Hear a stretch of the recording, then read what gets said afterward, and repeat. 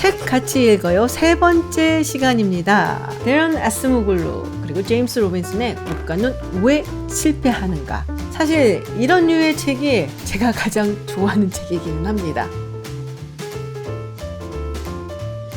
커뮤니티 글에서도 밝혔지만은 이 책은 자신의 주장을 이야기도 하지만 이전에 나왔었던 주장들에 대해서 반박을 하기도 하죠. 반박을 하는 다른 책들 혹은 이론은 막스 베버의 프로테스탄트 윤리와 자본주의 정신, 제프리 삭스의 빈곤의 종말, 제러드 다이아몬드의 총균쇠입니다. 국가는 왜 실패하는가? 이 책을 포함해서 이 네 권의 책은 비슷한 질문을 합니다. 왜 어떤 국가는 부유하고 또 다른 국가는 빈곤에서 벗어나지 못하는가? 왜 어떤 문명이 다른 문명을 정복했는가? 먼저 이 책의 두 번째 장에 보면 아스모글루와 로빈슨이 이전의 이론들을 반박하는 내용을 보실 수가 있어요. 이전에 국가들끼리의 빈부격차라든지 혹은 문명의 차이를 설명하는 것에는 몇 가지 이론들이 있는데요. 첫 번째는 인종주의 시각이라고 할 수 있습니다. 어떤 인종은 특별히 머리가 나쁘고 게으르고 나태하고 그렇기 때문에 국가가 못 산다 라는 이야기인데요. 19세기, 20세기 초까지 굉장히 우생학이 발전했던 시기가 있었죠. 그리고 이 우생학은 제국주의의 기본적 시각을 제공하기도 했습니다. 여러분들 잘 아시는 이 정글북이라는 책을 쓴 러디아드 키플링, 이 키플링이 White Man's Burden이라는 시를 적은 적이 있어요. 한마디로 미개한 식민지 사람들을 깨우치고 선도하기 위해서 백인들이 그 책임을 지어야 된다라는 굉장히 오만한 이야기죠. 인종주의하고는 조금 다르지만 여전히 또 문화적인 어떤 우월성을 이야기하는 경우도 있습니다. 그 대표적인 케이스로 막스 베버를 드는데요. 막스 베버의 프로테스탄트 윤리와 자본주의 정신에서는 서구에서의 자본주의 그리고 경제적인 발전을 이끄는 것은 칼뱅주의에 녹아있는 기독교 정신이라고 이야기를 합니다. 신에게서 구원을 받기 위해서는 속세에서 어떻게 살아야 하는가? 근면 성실하게 열심히 살아야 된다는 것이죠. 그것이 지금 하고 있는 일을 열심히 해야 되는, 그러니까 일종의 직업인으로서 소명을 다해야 된다는 것이죠. 그래서 단순히 직업이 아니라 이것을 소명, 즉 vocation이라고 이야기를 합니다. 그렇기 때문에 이런 것이 경제활동을 활발하게 했고 결국엔 이것이 자본주의의 밑거름이 되었다라고 설명을 하고 있습니다. 그런데 인종주의라든지 또 베버에 의한 종교적인 설명 같은 것은 사실 굉장히 오래된 이야기죠. 그리고 아스모글루하고 로빈슨이 공격을 하는 것은 사실은 다른 두 사람입니다. 제러드 다이아몬드 그리고 제프리 삭스. 먼저 제러드 다이아몬드는 이 문제를 지리적으로 접근을 합니다. 사실 다이아몬드 교수가 이야기하고 싶었던 거는 한 문명이 다른 문명을 앞서는 것이 뭐 인종적으로 누가 더 특별히 잘나고 또 뛰어나서가 아니라 지리적인 환경 덕분이다. 조금 심하게 말하면 운빨이었다라고 이야기를 하고 싶었던 것이죠. 인종주의자들 혹은 인종주의적인 시각을 비판하고 싶었던 것에서 시작을 했다라고 이야기를 할 수 있어요. 총균세를 읽어보신 분들은 잘 아시겠지만 이 비옥한 초승달 지대가 속한 유라시아 지역은 식물의 작물화, 동물의 가축화가 일어나고 농경 기술이 발달을 하게 되죠. 그리고 횡으로 넓게 퍼져 있기 때문에 비슷한 기온, 비슷한 환경이 주어지게 되고 그래서 이런 농경 기술이 널리 퍼질 수 있게 됩니다. 농경 기술이 발달을 하게 되고 그리고 농경 사회가 이루어지면서 사람들이 모여서 살게 됩니다. 이게 결국 도시 수준으로도 발전을 하게 되죠. 또 그 안에서는 여러 가지 문화, 정치, 제도가 발생을 하게 되고요. 그리고 무엇보다도 산업이 발달을 하게 되죠. 그리고 그런 활동들을 통해서 결국에는 기술 혁신을 이뤄내게 된다라는 겁니다. 유럽이 정복을 했었던 아메리카 같은 경우는 정반대의 케이스다라고 이야기를 할 수 있죠. 횡으로 길었던 유라시아 대륙과는 달리 종으로 길었었기 때문에 기후라든지 환경 등이 달라서 잉카나 아즈텍에서 발달했었던 문화가 퍼져나갈 기회가 없었다고 이야기를 합니다. 그리고 스페인의 부대가 아메리카로 건너와서 잉카 제국과 아즈텍을 공격을 했을 때 사실 이들을 쓰러지게 한 것은 총보다는 균, 질병이었다라는 것이죠. 사실 이게 굉장히 매력적이고 또 흥미로운 책이긴 한데요. 솔직히 저는 읽으면서 약간 고개가 갸우뚱해지는 부분들이 있었습니다.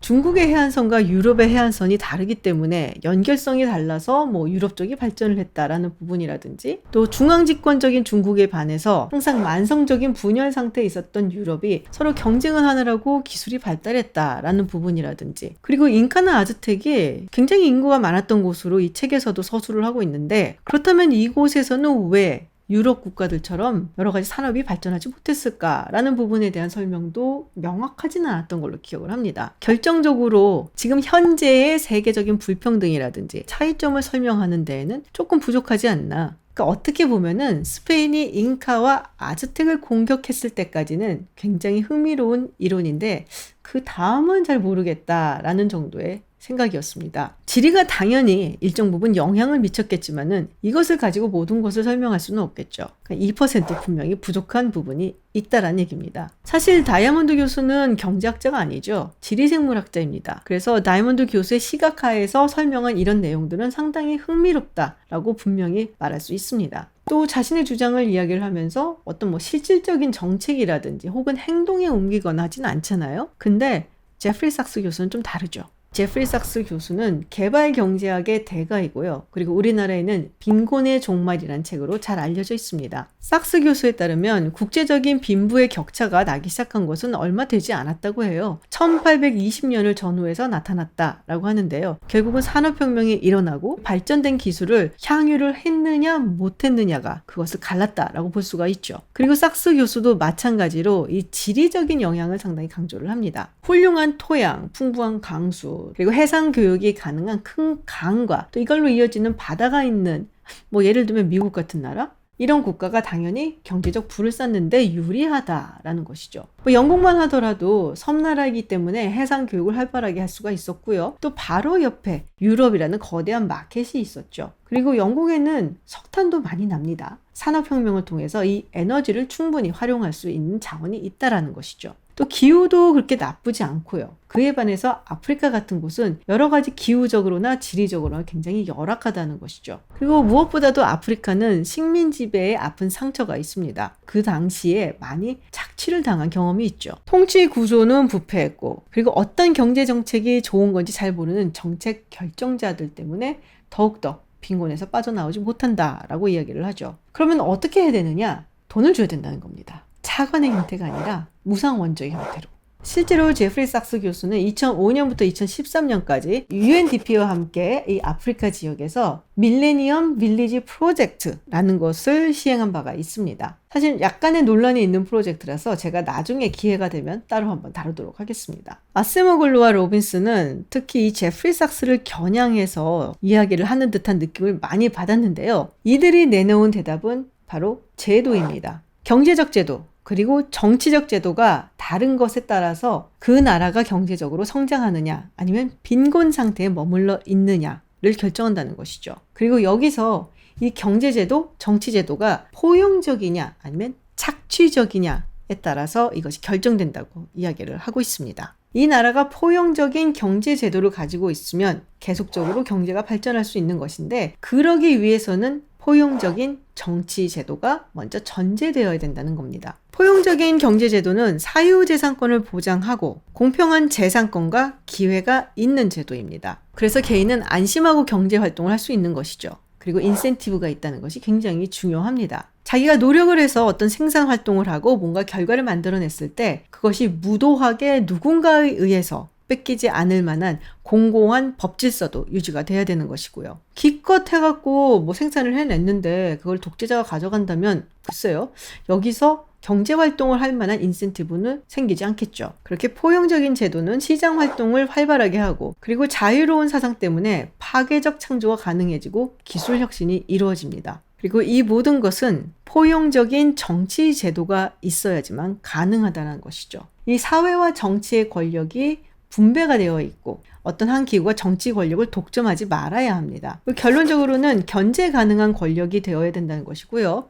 의회가 되든지 아니면 시민사회가 되든지 국가 권력을 견제할 만한 힘이 있는 그런 사회가 되어야 된다라는 이야기죠. 산업혁명이 다른 나라도 아니고 영국에서 일어났던 이유는 섬나라라서 해상교육이 가능하고 유럽 마켓이 가깝고 그리고 석탄이 많아서가 아니라 1688년 발생했었던 명예혁명을 통해서 의회 민주주의가 서서히 시작되었기 때문이라는 겁니다. 이게 사실은 전형적인 정치 경제학적 논리죠. 간단하게 말하자면은 한 나라의 정치 제도와 경제 제도가 어떻게 상호작용을 하면서 그 나라의 부를 창출해낼 수도 있고 혹은 파괴할 수도 있다라는 것을 연구를 하는 건데요. 이런 정치 경제학자들에게 특히 아세모글루와 로빈슨에게 가장 흥미롭고 또 매력적인 예시는 한국이 아닐까 싶습니다. 한국은 같은 민족, 같은 언어, 같은 역사를 오랜 시간 동안 공유해온 민족이죠. 지리적으로 봤을 때에도 남북으로 갈라졌다고 하더라도 이게 굉장히 지리적인 영향을 크게 받을 정도로